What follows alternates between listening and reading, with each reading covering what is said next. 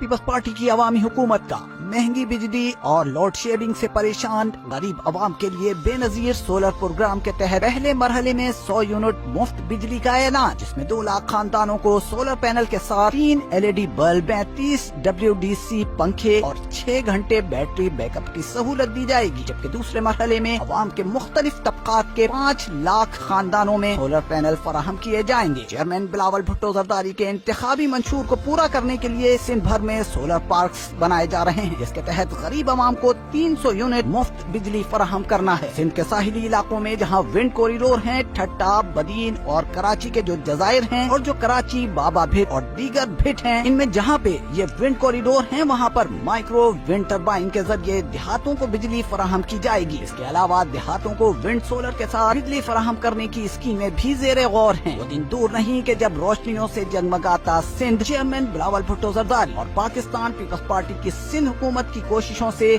मुल्क भर में रोशनी फैलाएगा।